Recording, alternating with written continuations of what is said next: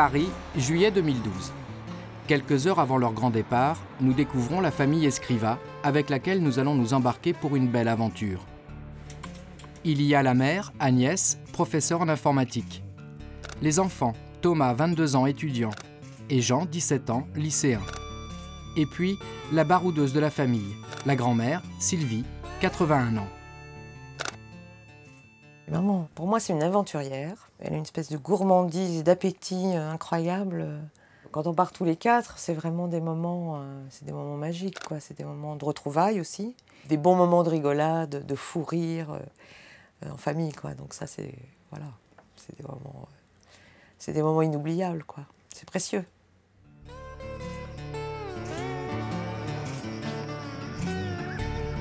Durant plusieurs jours, nous allons sillonner les pistes africaines avec cette famille d'explorateurs, des passionnés de safari, qui chaque année placent leurs économies dans un voyage extraordinaire au cœur de la savane. Dans les derniers sanctuaires qui préservent la faune d'un dangereux prédateur, l'homme. Là où il est encore possible d'observer les animaux dans leur espace naturel. Là où le cycle de la vie semble immuable depuis des milliers d'années.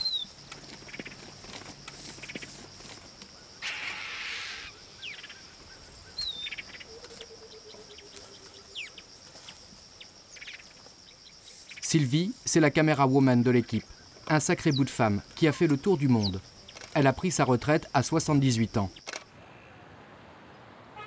Elle était infirmière à Paris, où nous l'avions rencontrée quelques jours avant le voyage.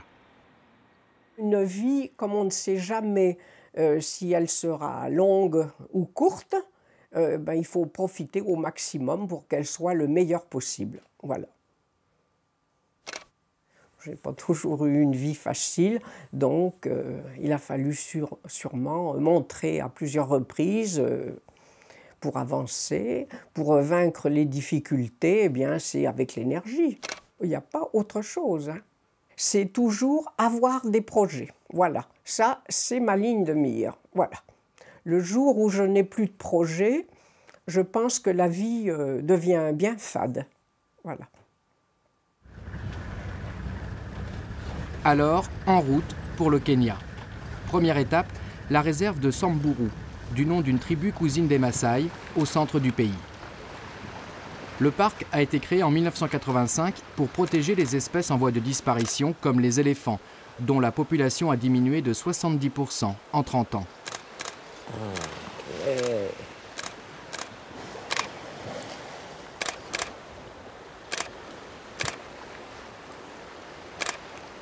Oh, c'est fantastique. Oh là là. Pour moi, c'est magique. Et j'espère qu'on pourra voir encore des images comme ça longtemps. Il y a de plus en plus d'humains et il y a de moins en moins d'espace pour les animaux sauvages. Ça, c'est clair et net, l'équation, elle est simple, hein.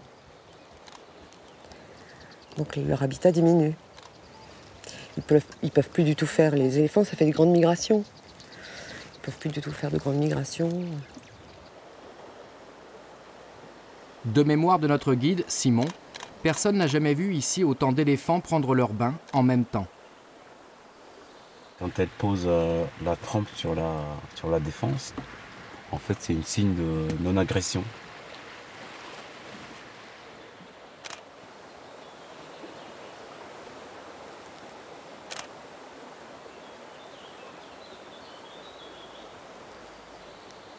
Ce sont des spectacles de la nature que nul ne peut imaginer quand on ne l'a pas vu.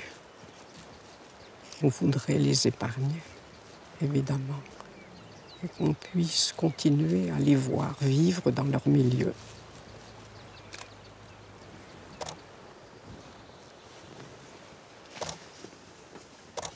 Ça peut charger des fois sur une voiture. Ah oui, j'ai déjà été chargée par une femelle. Le 4x4 a reculé en marche arrière à toute vitesse. C'était impressionnant. Et elle n'arrêtait pas, hein. Elle vraiment nous chargeait. Ouais. Donc on a fait, je sais pas, 100 ou 200 mètres en marche arrière, à fond les ballons. C'est impressionnant. Oui, ça peut soulever le 4x4. Hein. Ouais.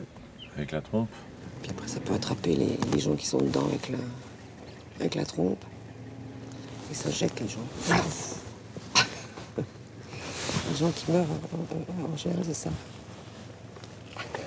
Oui. Ou alors ils piétinent. Aussi, c'est pas mal.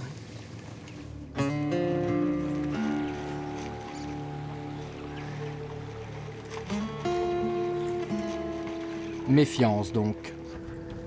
Laissons quelques instants les éléphants pour accompagner Dixon, notre deuxième guide, Jean et Thomas, à la recherche d'autres espèces. Dixon, quand tu verras des oiseaux, Oui, je vais les chercher. Regarde, là, il y a un aigle. Contrairement aux escrivas, c'est notre premier safari photo. Et nous allons vite comprendre que l'exercice demande des heures de patience, des jours parfois, à traquer les animaux. Une véritable chasse, le doigt sur la détente, prêt à fixer pour l'éternité des instants éphémères. La photographie animalière est un art difficile. Pour capter une scène de la vie sauvage, il faut savoir attendre. Il faut accepter ce que la nature nous donne. C'est ça la magie. Et accepter d'être secoué sur les pistes africaines. Ça secoue. Il faut être en forme, hein, parce qu'on est blackboulé de droite, de gauche. La tôle ondulée. Une vraie piste africaine. Un peu bredouille, nous retournons en fin d'après-midi vers la rivière aux éléphants. Mais à pas de loup. Car il est arrivé qu'un éléphant surpris charge une voiture et l'écrase avec ses occupants. Sur la rive se tient le plus vieux mâle de la réserve. Il a 60 ans, affiche un poids de 6 tonnes. Chacune de ses défenses pèse 150 kg d'ivoire.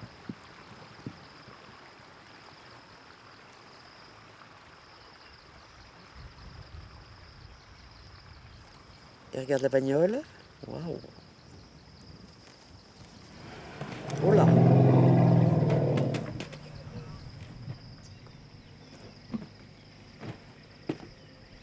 Dérangé par notre présence, il vient nous jauger et se plante devant la voiture de Dixon, des fils d'Agnès et d'Alexandre, notre caméraman.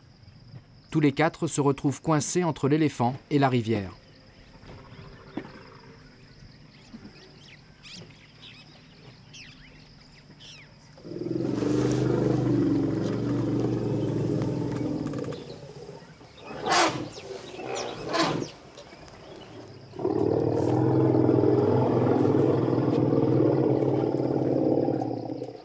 Heureusement, le pachyderme est attiré par une toute autre affaire et la scène qui va se dérouler sous nos yeux est un événement rare. Un moment unique dans la vie d'un safariste.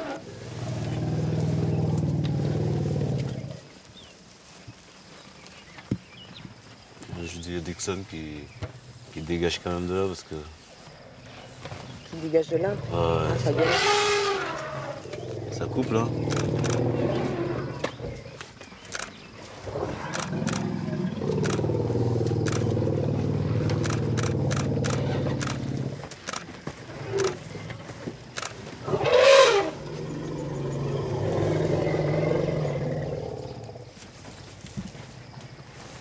Un accouplement d'éléphants à quelques mètres de nos véhicules.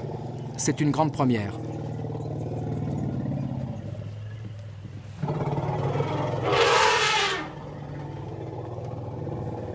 On a eu de la chance, parce que c'est pas souvent hein, qu'on les voit. Ah oui, puis là, le mâle était tellement gros. Oh, énorme. Énorme. Bah ouais. Ça fait En tout cas, ils sont pas discrets, hein, parce qu'ils sont entourés par... Oh, ouais. ouais. Ils sont pas pudiques. Oui, pas pudiques.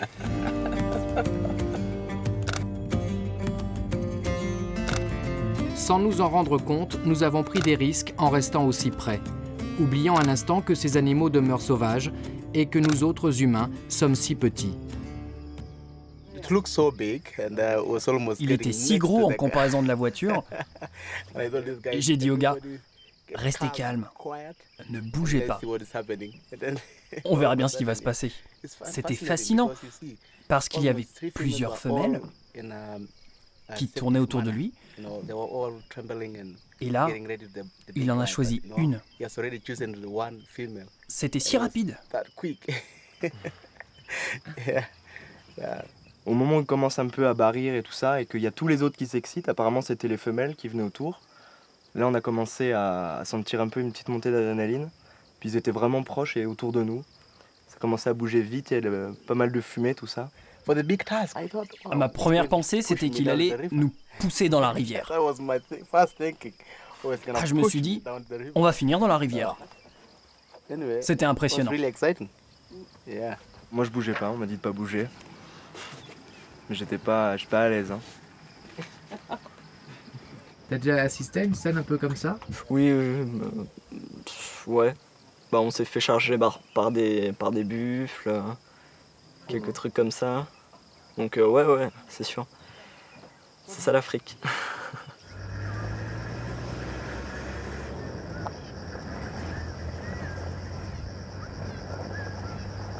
S'il y en a une dans l'équipe qui n'a pas eu peur et qui ce soir est heureuse, c'est notre caméra woman préférée. Sûre d'avoir parfaitement filmé cette scène exceptionnelle, sans bouger et pour une fois, sans couper sa caméra. Souvent, j'arrête et dans les secondes qui suivent, il se passe quelque chose. Alors, il y a de quoi s'arracher les cheveux, hein. Mais bon, c'est trop tard. Alors, tant pis, là, je laisse tourner, je couperai, ça n'a pas d'importance. Mais il ne faut pas manquer l'essentiel. Et là, ça a été, là. Oh, là, je suis, alors là, vraiment contente. Ouais. Pour une fois, j'ai anticipé.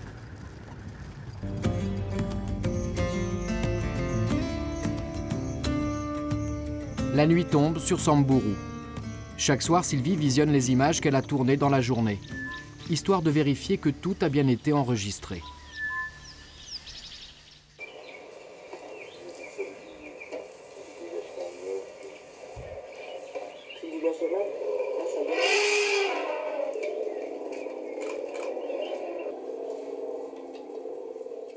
Et on attend le passage à l'acte. Oh, quelle idiote je fais. J'aurais dû recadrer un petit peu. Ouais, mais bon, j'ai laissé vraiment trop de sol. Oh. Quel dommage. Oh là là là là, je me battrais quand c'est comme ça.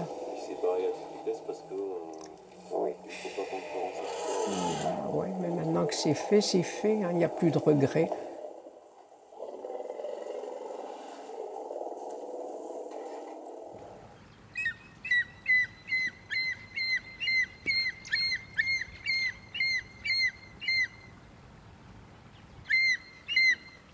« 6 heures du matin. Les chauffeurs sont prêts, les 4x4 ronronnent. C'est l'heure du départ en brousse. 6 heures, c'est certes un peu tôt pour des vacanciers, sauf s'ils ont une idée derrière la tête, une photo à faire absolument. Une image à laquelle certains ne sont pas toujours prêts à sacrifier quelques heures de sommeil.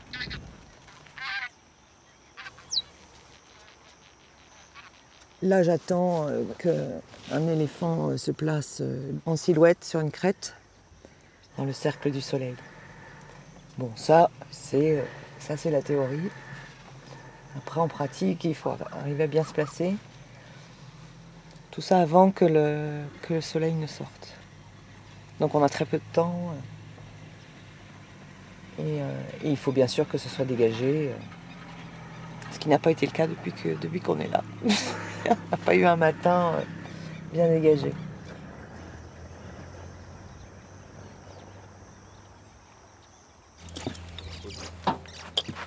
« 10 heures. C'est notre premier petit déjeuner dans la savane.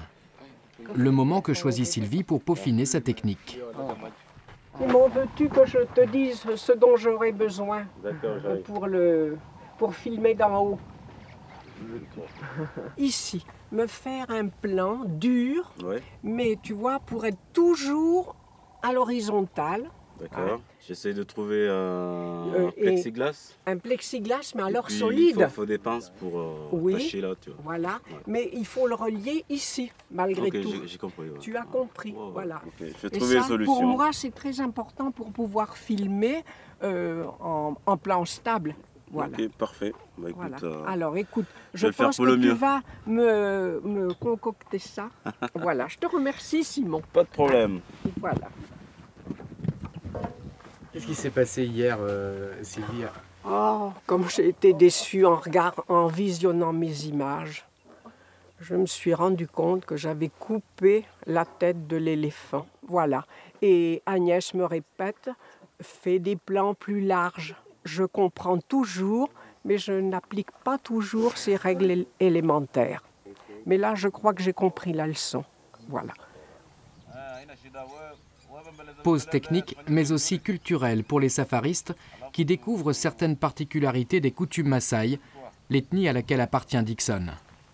La maman prend le bébé et avec un couteau, elle lui arrache une première dent et une deuxième.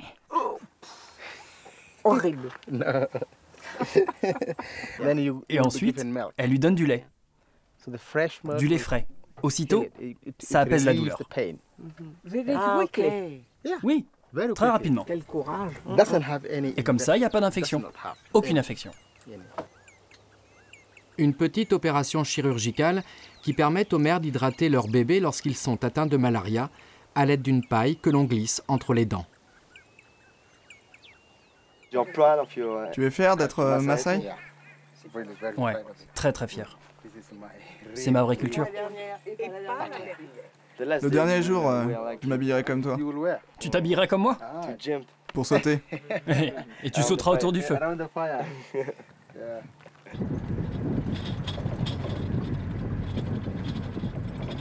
« 11h, les choses sérieuses commencent. Notre équipé part à la recherche de l'animal le plus difficile à observer, le léopard. Le jour, il se cache dans les buissons épineux et les fourrés impénétrables. Regarde ça comme c'est mignon. Oh, adorable. Allez, hop, encore un petit coup. La traque commence par le repérage d'une de ses proies, le dik-dik, la plus petite antilope d'Afrique, aux mœurs bien particulières. Ils vivent en couple, ils choisissent un compagnon pour la vie. Et s'il arrive quelque chose à un des deux, l'autre se laisse mourir en fait. Il ne s'alimente plus et il survit pas tout seul en fait. En général, c'est le mâle qui attend que la femelle termine à faire pipi et puis lui, il fait pipi dessus. Une histoire de dominance.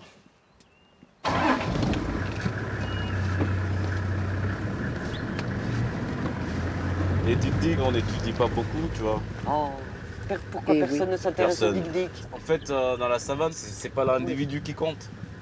C'est la survie de l'espèce. Oui. Donc les dik-dik sont pas en voie de disparition. Ils sont pas menacés. Ils sont pas menacés. Alors que les lions, les guépards, tout ça, les éléphants, ils sont menacés. C'est pour ça qu'il y a beaucoup d'études qui sont faites sur eux. Ils sont faites, Toujours pas de trace du léopard, hein, Simon. Non, non. On va attendre qu'il soit moins chaud et puis on va essayer de chercher encore.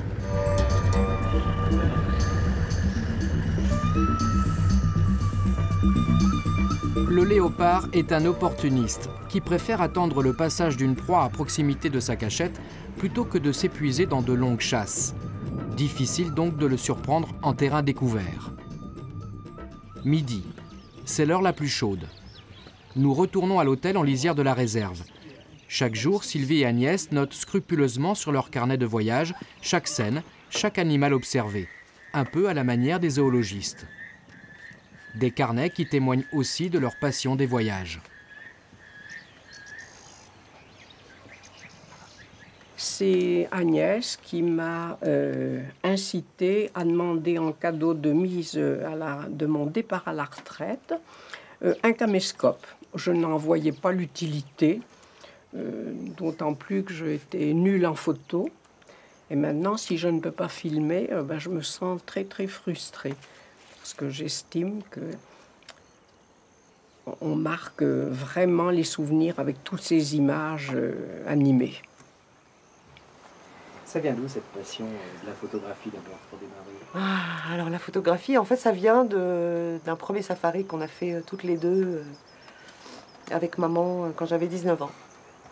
Et puis là, ça a repris vraiment depuis 2005 et avec un voyage en Zambie où là, on a fait un safari merveilleux. Et là, on a recommencé à partir souvent. Ils nous ont fait un véritable show. Oui, oui. Ah oui. Je suis au 25e safari. Oui, une grande passion. J'ai vraiment le virus.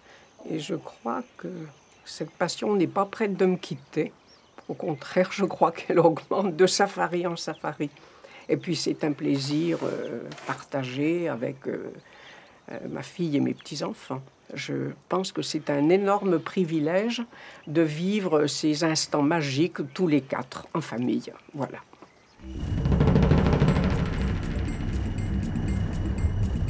« 15 heures. La traque au léopard reprend. Pour multiplier ses chances, l'équipe se divise en 2 groupes. Sylvie, Agnès et Simon partent vers l'ouest de la réserve. Les enfants et Dixon prennent la piste du sud. Une piste qui recèle quelques pièges.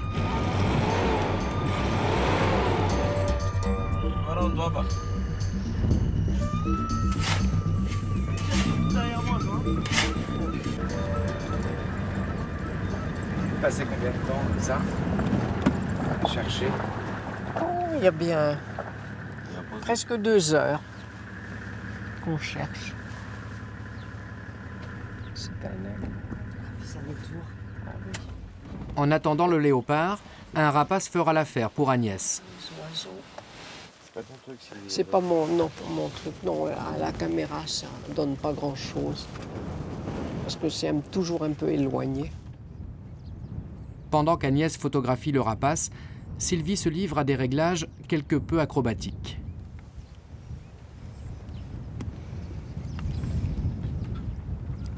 Je sais pas comment ce sera.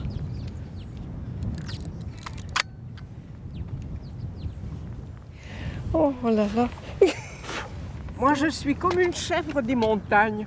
Je grimpe. Tu vois, je m'amuse bien ici, au Kenya. Une vraie gamine. Oui, exactement. Comme tu dis, une vraie gamine. Et puis maintenant, c'est qui va nous faire tomber, cet animal. Aïe, aïe, aïe. Allez, il faut rigoler, ça entretient la jeunesse.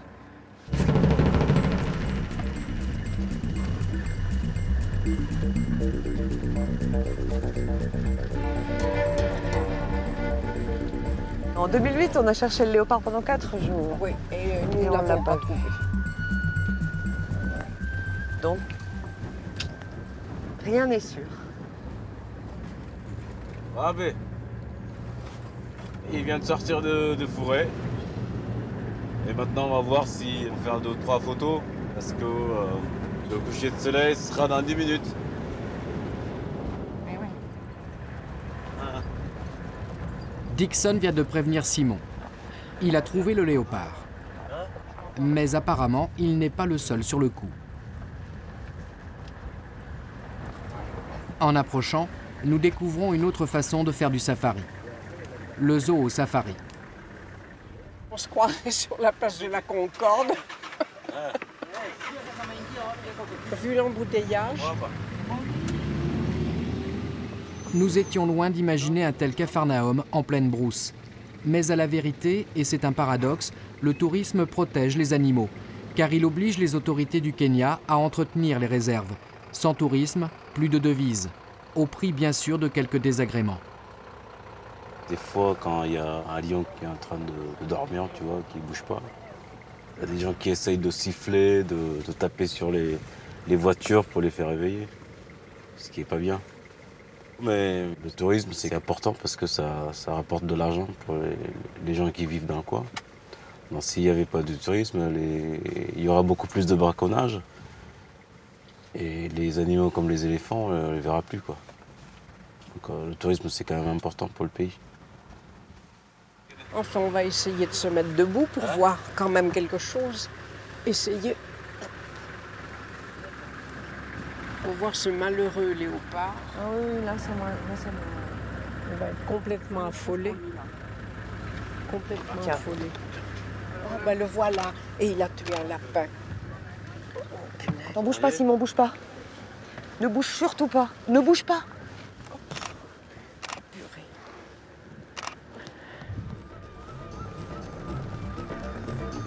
Alors, où est-il? C'est super rapide. Attends. Ça y est, top. Alors Sylvie, tu l'as eu? Oui, quelques secondes, mais je l'ai eu. J'ai pas eu bien sa tête, mais j'ai eu tout son dos.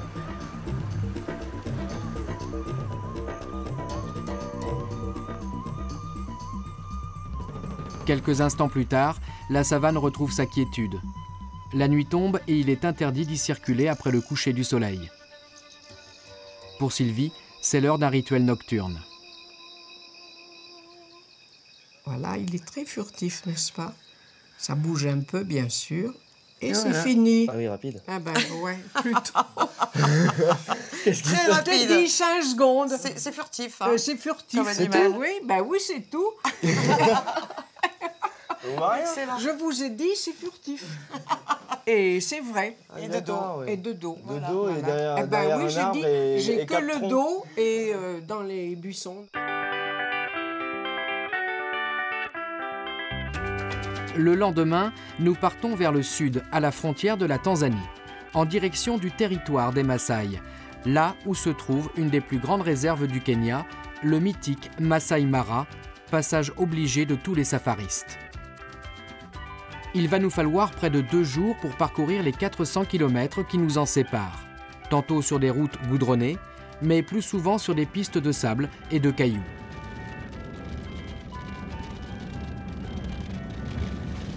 Alors, ça y est, on arrive. Oui.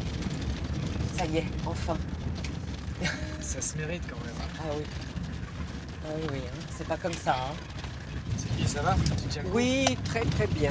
Moi, tu sais, cette mauvaise piste ne me gêne absolument pas parce que je sais qu'au bout, il y a la magie qui va opérer. Voilà. T'es jamais fatigué, Sylvie? Jamais. Non. La fatigue n'existe pas. Mais t'as une potion magique, t'as quelque chose? Je n'ai aucune potion magique. Simplement que je suis tellement motivée que j'oublie tout le reste. Jumbo! Cette fois, nous sommes bel et bien chez les Maasai, ancestralement de redoutables guerriers, qui se sont aujourd'hui reconvertis dans le tourisme. Un terrain de connaissance pour la famille Escriva. Oui, très bien. Bonjour Tony. Comment ça va? Super. Eh ben super. Toujours en pleine Oui, forme. ben toujours. C'est bien, c'est pas trop chaotique. Pas trop. Puis tu sais, je crains pas. Ok. Alors, C'est bien. ça ne me gêne pas. Ok, Voilà, bah, welcome, bienvenue. Ouais. Sylvie, Agnès, Jean et Thomas connaissent depuis longtemps ce camp de brousse, créé en 2006 par notre guide Simon, et un Français passionné d'Afrique, des animaux et de photographie, Tony Crocetta. Nous sommes sur les bords de la rivière Mara. Ici, depuis toujours, vivent plusieurs familles d'hippopotames. Eh bien, les enfants, vous attendiez ça, eh ben, on y est.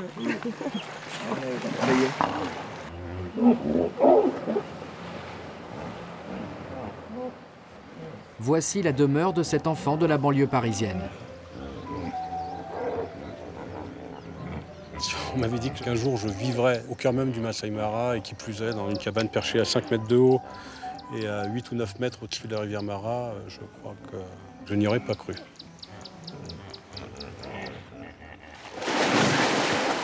J'écoute de la musique classique très souvent, donc tu entends qu'il y a à la fois un mix des Mozart et des hippopotames, mais je trouve que ça se marie plutôt très bien.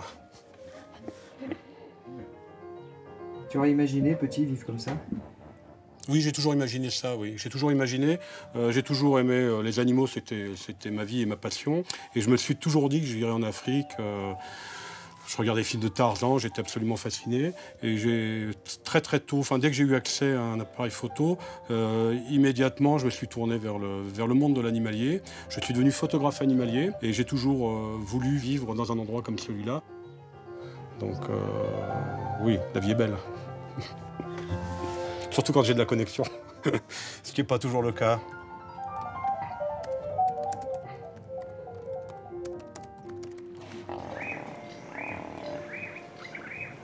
Le camp est composé d'une dizaine de tentes, légèrement surélevées pour protéger les campeurs des serpents et des hippopotames, parfois un peu trop familiers.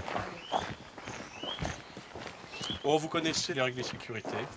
Il y a 2 choses très importantes. Précepte premier, on ne sort pas la tente la nuit. Oui. Hein, je sais qu'il y en a qui l'ont fait parmi vous, d'accord. Deuxième chose très importante, vous fermez quand vous n'êtes pas dans la tente. La fermeture à glissière parfaitement, sauf si vous aimez les rampants et les piquants. D'accord, je n'ai pas besoin d'en rajouter. Oui. Le matin, comme d'habitude, les Maasai vont vous réveiller vers 6h moins le quart. Il ne s'agit pas de vous réveiller, ils vous stipulent en fait que la voie est libre et qu'il n'y a pas d'animaux sauvages qui peuvent tourner autour du camp. Juste pour info, pas plus tard que la nuit dernière, il y a 2 hippopotames qui se sont battus à côté du camp du stage. Je peux vous montrer les dégâts. Il y a des arbres qui ont été arrachés, il y a du sang d'hippopotame qui est réparti un peu. Oui, c'était quand même assez sérieux. Bon, ça n'arrive pas souvent, mais ça arrive de temps en temps.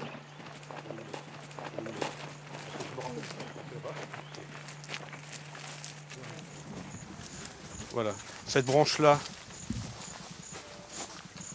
a été cassée, 2 hippopotames en furie. Donc vous voyez qu'on est très proche des installations ici.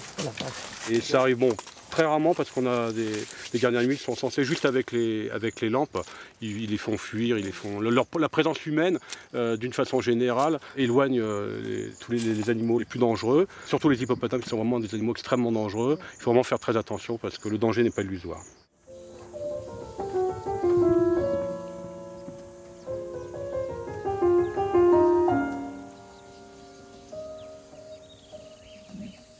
Un camp implanté sur le territoire des animaux. Invisible. Entièrement démontable pour ne laisser aucune trace en cas de départ. Et sans aucune frontière entre la faune sauvage et les hommes.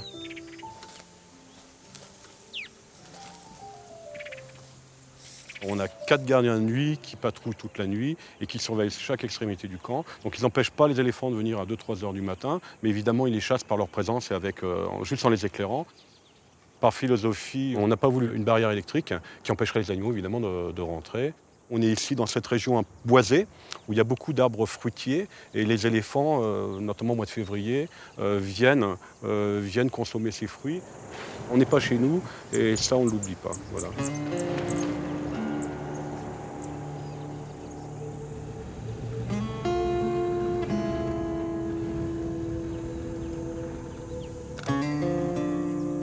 Première journée au Masai Mara, une des plus belles réserves d'Afrique équatoriale, le sanctuaire des photographes et des cinéastes animaliers. La réserve s'étend sur 1500 km². Dans ce lieu protégé cohabitent toutes les espèces de la savane. Lorsque nous y pénétrons pour la première fois, nous avons le sentiment d'être des intrus.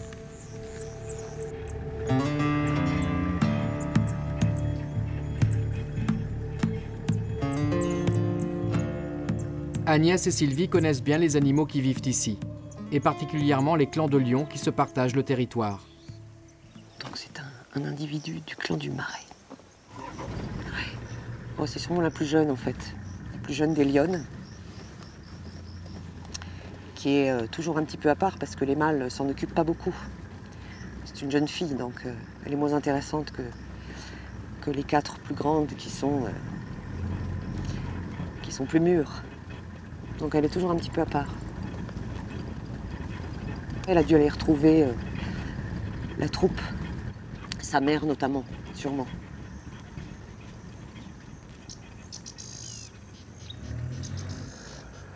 Ici, il n'y a plus de piste. L'espace est libre et l'horizon lointain. Mais cela ne nous empêche pas de faire une drôle de rencontre. En plein milieu de la savane, un troupeau de vaches. Ces éleveurs Maasai sont propriétaires de cheptels de plusieurs milliers de têtes. En saison sèche, ils n'hésitent pas à conduire leurs vaches dans les herbes hautes de la réserve pour les faire brouter. En fait, les troupeaux de vaches qu'on voit ici, c'est leur porte-monnaie, quoi. Ils ne mettent pas de l'argent dans la banque, donc ils mettent tout l'argent qu'ils ont dans les vaches, dans les troupeaux de vaches. Ça pose un problème. Là où il y a des vaches, il n'y a pas beaucoup d'herbe, alors qu'ici, l'herbe, il est à 1 mètre. C'est la différence. Ça pose quelques problèmes. Quel genre de problème? C'est la cohabitation Ah bah oui, la cohabitation avec les animaux, oui. L'année dernière, par exemple, il y a eu un accident. Un Maasai qui s'est fait écraser par un éléphant. Ou alors des accidents avec des lions. Ces lions, par exemple, leur territoire, ça s'étend jusqu'au pays Maasai. Ça arrive qu'ils entrent dans les maniatas Maasai pour piquer une chèvre ou un mouton. Et c'est là que les Maasai défendent leur troupeau. Et il y a souvent des accidents. Il y a les lions qui sont tués à cause de ça.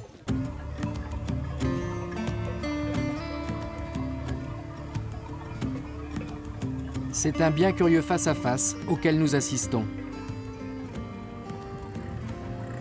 L'équilibre entre l'activité humaine et la nature semble de plus en plus fragile. En Afrique, comme partout dans le monde, les grands espaces sauvages ont tendance à disparaître.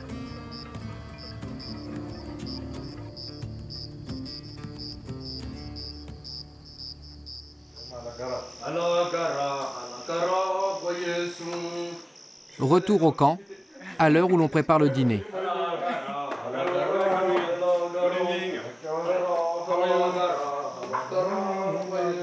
Bonsoir, qu'est-ce que vous préparez? Une mousse, un diplomate. Ah ok, c'est très joli. Et vous? Ah, poulet au caramel. Et la sauce? Elle est sucrée. Je peux goûter? Oui, vous pouvez goûter. C'est bon? Très bon.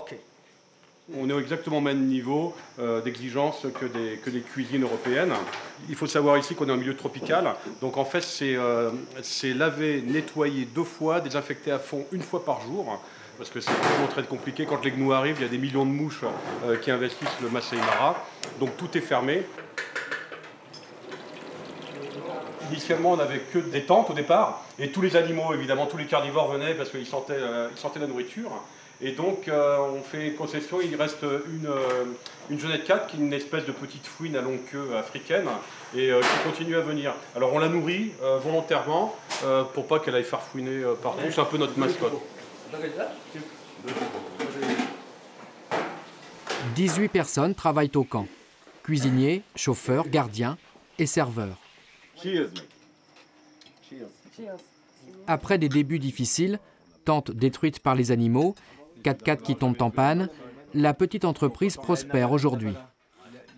Réputée notamment pour ses cours de photographie. Chaque soir après le dîner, quelques safaristes soumettent leurs photos à la critique des professionnels. Ici, nous avons un léopard sur un rocher. Un cadrage qui est pas trop mal, même si je pense qu'un cadrage comme celui-ci aurait été plus judicieux. Très bonne netteté, très bonne image. Les photos de léopard, c'est jamais facile. C'est un animal qui est nocturne essentiellement. Donc c'est une image qui est jolie, très paisible et très agréable à regarder, avec une lumière très douce. C'est bravo pour le photographe. C'est moi. Allez, c'est Jean. Bah, merci. D'accord. Bravo. Au Masai Mara, les nuits sont courtes. Le soleil se lève à 6 heures. Il faut donc se dépêcher. Vous savez, pour la photo de l'éléphant en contre-jour devant le soleil, sur la crête. Good morning, sir. Good morning, sir. How are you this morning? About again. You slept on the... Je suis prête, mais on est en retard ce matin. Ah oui, on est en retard. On va louper le lever du soleil. Et ce satané soleil, qui reste caché derrière la brume. La savane se réveille, avec ses habitudes. Une routine à laquelle nous autres humains nous plions également chaque matin. Toilette et petit déjeuner.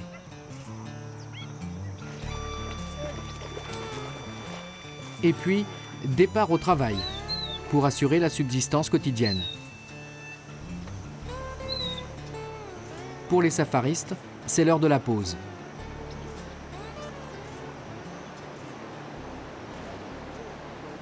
Quand je filme, pour être stable, eh bien, je m'arrête de respirer.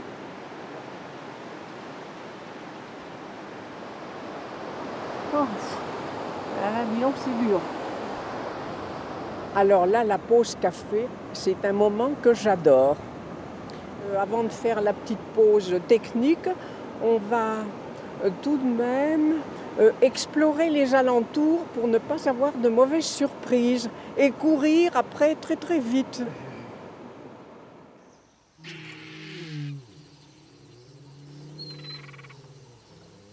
Interdiction formelle de descendre des 4x4 sans l'autorisation du guide. À l'extérieur des véhicules, notre espérance de vie pourrait être courte.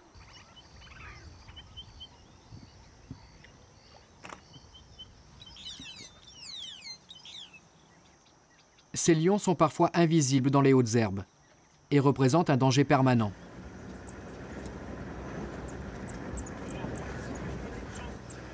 Cela vaut pour nous comme pour les zèbres, les gazelles et les vaches que nous croisons à nouveau. Des proies faciles et bien tentantes. Ah, elles sont vraiment tout près d'où étaient les lions. Vous vous rappelez ce matin? Ils étaient juste au bord des arbres. Ah, Simon est sorti de la voiture. Nous sommes juste sur la ligne qui marque le début de la réserve de Masai Mara. Il y a Simon qui négocie avec les Maasai.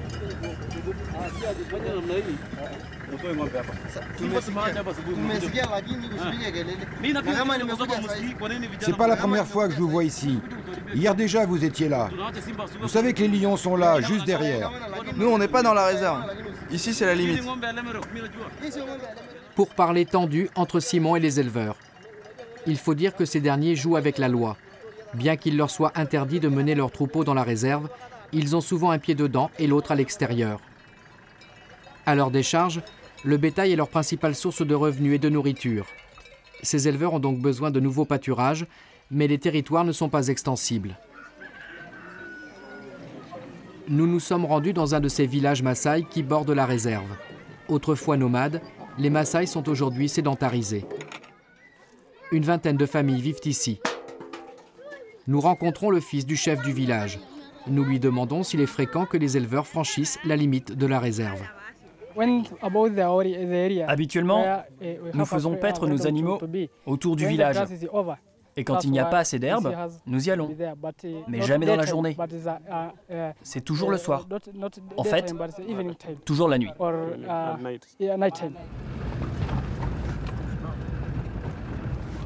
Ces conflits de territoire entre l'homme, la faune et ceux qui vivent du tourisme se produisent de plus en plus souvent. Dans la savane, un homme tente d'assurer la sécurité de tous. C'est un guetteur, témoin des dangers de cette nouvelle promiscuité entre l'homme et les animaux sauvages. Il s'appelle Nabala. Sans arc ni flèche pour se protéger, il sillonne la savane, seul, à pied. Nous lui avons donné rendez-vous sur son territoire, qui est aussi celui des grands fauves. Sopa Nabala. Sopa, my friend. I'm very fine. Thank you for coming. A long time. How are you? Okay, fine, thank you. Long time, huh? Long time. Okay. Did you heard about the... Est-ce que tu sais ce qui est arrivé au jeune Maasai qui était blessé par un léopard? C'était il y a 5 jours. Yeah, 5 days ago. Ça s'est passé pas très loin d'ici. Il a été attaqué au visage.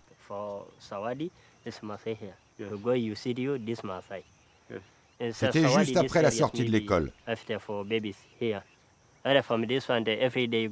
Tous les jours, ses parents vont le voir à l'hôpital. Il a été blessé au visage et à la gorge. Donc voilà, il a beaucoup de chance de s'en être tiré parce qu'un léopard, c'est quand même un super prédateur qui peut tuer très facilement. Il est capable de tuer un zèbre subadulte. Donc vous imaginez un petit gamin, les dégâts que ça peut faire. Ok. C'est le problème des villages qui se Alors c'est le problème de l'accès au territoire, c'est qu'on est juste dans une zone tampon où les Maasai ont accès, où les animaux sauvages sont encore là. Donc ça veut dire quoi? Ça veut dire qu'il y a de moins en moins d'animaux sauvages dans les zones en dehors du parc et que le parc se réduit comme peau de chagrin. Alors évidemment ça paraît encore immense, mais le Masai Mara ça représente que entre guillemets 1500 km², donc c'est à la fois grand à notre échelle, mais c'est vraiment dérisoire pour que l'équilibre séculaire des savanes africaines puisse se perpétuer ici.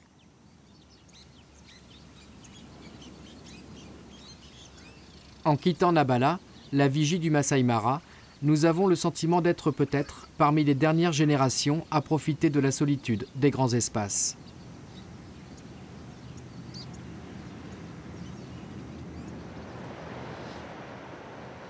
Une solitude que le photographe animalier recherche, pour témoigner de la fragilité du monde sauvage. Il m'est arrivé de mettre 4 ou 5 jours pour essayer d'avoir la photo authentique. Et une image, pour moi, une image parfaite, c'est un sujet sur un fond dépourvu d'éléments parasites, avec une action, une émotion. Voilà, il faut que cette émotion, l'émotion qu'a ressentie le photographe, elle doit transparaître sur la photo.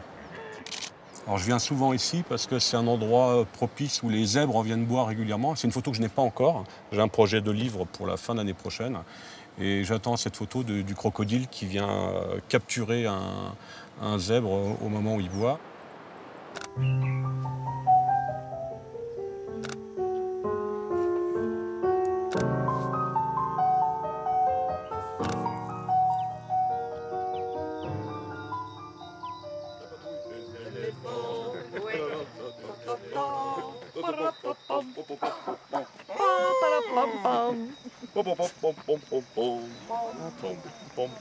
Ce soir, au camp, une surprise nous attend. Une table a été dressée à l'extérieur en notre honneur et celui des safaristes. C'est notre dernière nuit et les Maasai nous offrent un cadeau d'adieu. Traditionnellement, quand les safaristes repartent, les Maasai, pour les remercier d'être venus, de leur avoir donné du travail, puisqu'ils ont bien conscience que c'est grâce aux safaristes qu'ils ont du boulot, ils leur offrent une chèvre, une façon de les remercier, de leur dire revenez, hein, ils le disent dans leurs chants, des chants traditionnels qui parlent de vaches, de chants guerriers, de lions qu'ils ont tués par le passé.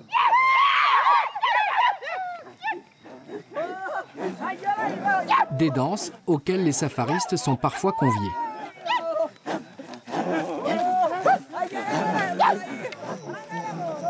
Jean va y aller, je sens qu'il va y aller. C'est chaud. Il est chaud. Oula, il est chaud. Il y en a qui perdent l'occasion de...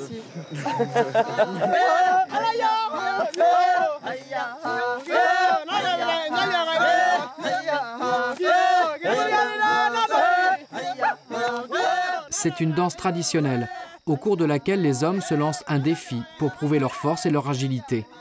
Il s'agit de sauter le plus haut possible, les pieds joints. Est-ce que tu vas les lancer? Ah non, je n'oserais pas. Je ne veux pas me rendre ridicule. Tout simplement. Pourtant, quand je te vois filmer, t'as quand même toute la souplesse. Mais ça fait rien. C'est pas ridicule. C'est la nuit. Mais là, devant tout le monde, non. Ça va, sois pas mignon. Je n'oserais pas.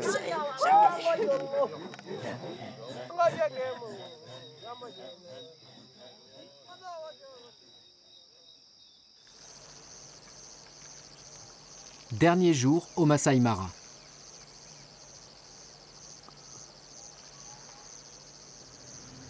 Dernière traque pour Sylvie, Agnès et les enfants.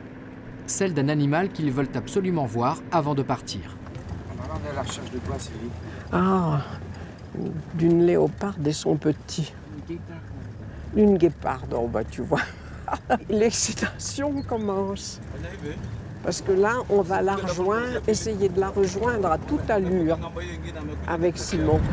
Le trouble de Sylvie est compréhensible. Dis donc, faut pas être délicat.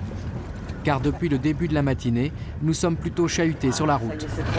Ça secoue. On verra bien. Avec des arrêts impromptus. Inch'Allah. Inch'Allah.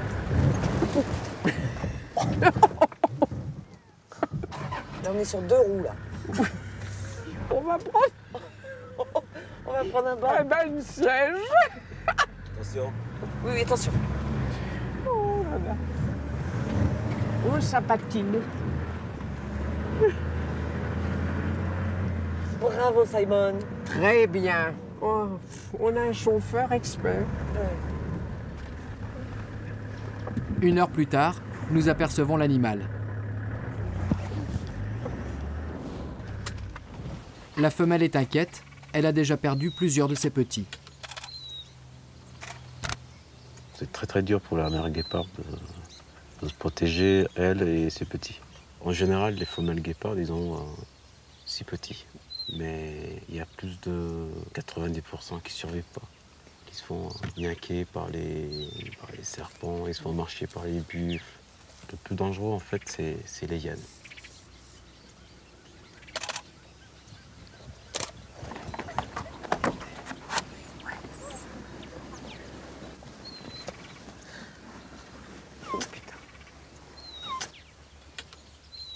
À l'intérieur du 4x4, plus personne ne bouge. Seul Simon, plus habitué, nous explique ce drôle de comportement. L'herbe est super haute et l'herbe est presque 1,5 m ici. C'est pour ça qu'en fait, quand on monte sur les bagnoles, on doit être en hauteur pour pouvoir regarder un petit peu la savane, pour voir s'il y a des dangers ou pas.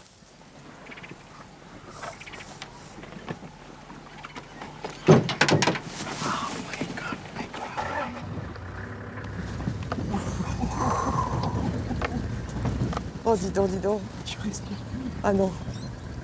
Oh. T'as vu comment elle appelle son petit? Oh, c'était extraordinaire. Oh là, j'avais le cœur qui battait de contentement. Allez, on va revenir. Allez, on a une bonne tête sympa.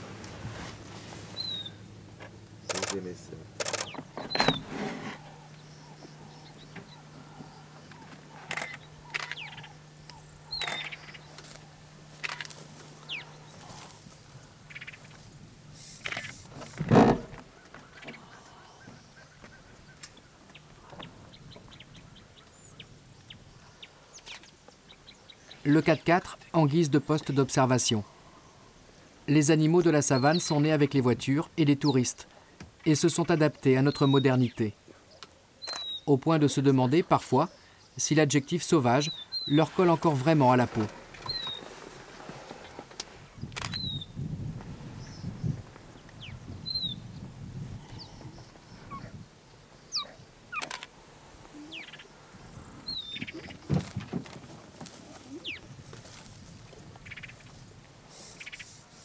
La femelle poursuit sa route. Sa priorité n'est pas de poser pour les photos, mais de protéger et nourrir son petit.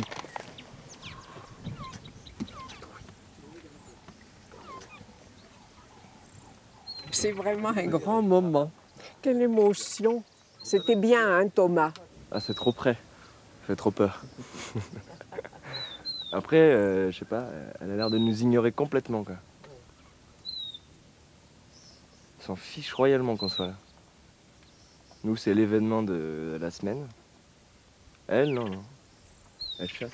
Bon, on va aller au petit-déj, hein. On va aller. Ah oui, ça nous a donné faim. Ah oui, un petit café pour se remettre de nos émotions. Ça va nous faire du bien.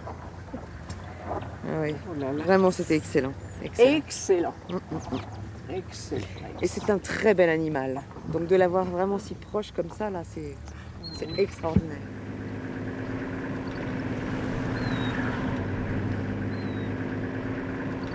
Bah mamie, tu me dois, enfin gna, tu me dois Qu'est-ce que je te dois? Tu payes L'apéro? Ok, sans problème.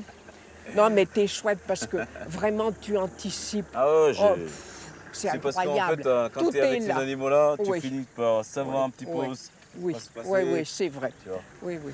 Ah, c'était super. Parce que Voilà. tout est dans l'anticipation. Bah ouais, si tu anticipes pas, tu vas louper plein de choses. Hein. Ouais. Ouais. Ah, Ginon ouais. Ginon est content. Et je voulais que vous sortez bien, tu vois. Tu aurais dû sortir ton truc là bien, rester avec des guépards. Et à chaque fois, vous avez l'appareil photo sur le... Tu vois. Fallait laisser ça et hop, smile. With style. Ça, c'est le summum du safari, je pense. Enfin, pour moi.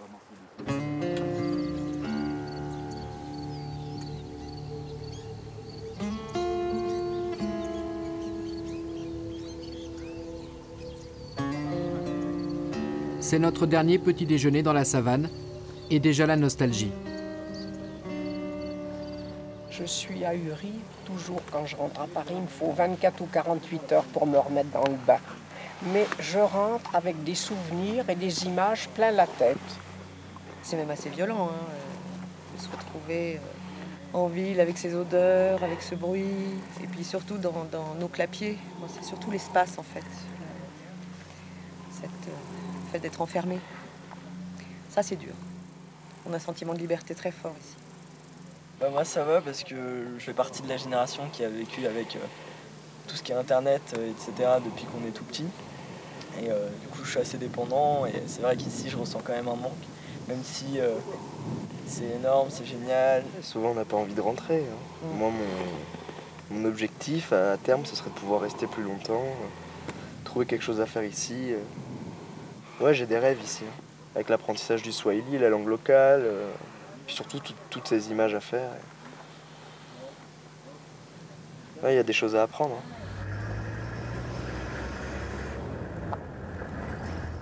Avant de rentrer au camp, nous retournons sur le territoire de la guéparde. Avec un peu de chance, nous pourrons la voir chasser. Là encore, il faut scruter l'horizon. Ça peut durer longtemps la traque? Oui, ça peut durer un petit moment, mais si on... Bon voilà, si après être remonté là, on la trouve pas, on laissera tomber, hein. On va laisser tranquille, quoi.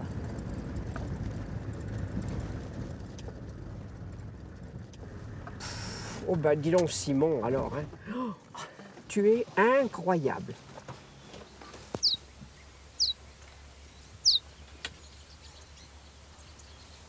Et la guéparde profite encore une fois de notre promontoire ambulant. Cette fois, Jean et Thomas se sentent plus en confiance. Un peu trop peut-être. L'animal a prévenu, il y a des limites à ne pas franchir et ici c'est elle qui domine et impose le respect.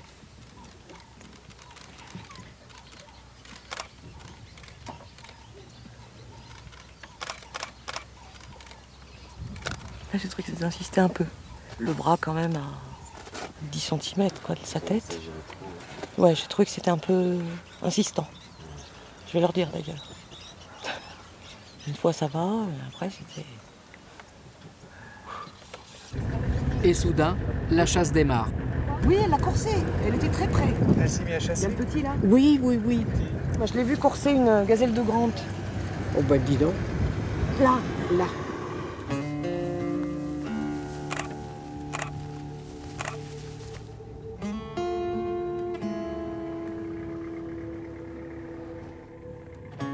Nous la laisserons se nourrir en paix.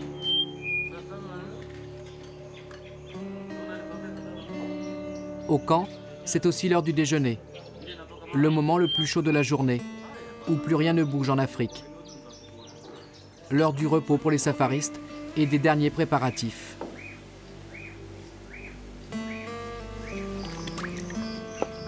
Avec parcimonie la lessive. Oui. Parce que comme on n'a pas beaucoup d'eau de rinçage. Ce n'était pas prévu au programme, car ils étaient en retard. Mais ils sont enfin arrivés. Chaque année, au mois de juillet, 2 millions de gnous envahissent la savane. Ils migrent à la recherche d'eau et de pâturage.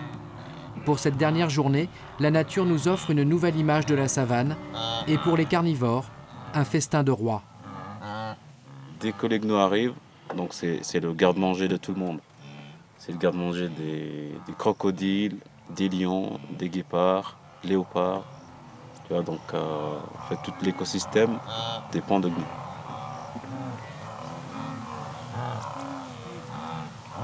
C'est un concert de gémissement quand vous entendez là, ça fait gnou, gnou, gnou. C'est d'ailleurs là où on trouve, c'est là où vient le no gnou. D'habitude, ils arrivent au début du mois de juillet. Là, ils sont un peu en retard. Alors moi, j'ai une photo de rêve. Il y a une photo que j'aimerais faire. C'est plusieurs rangées de gnous qui traversent la piste devant moi. Voilà. mais des rangées bien nettes. Ça, c'est graphique.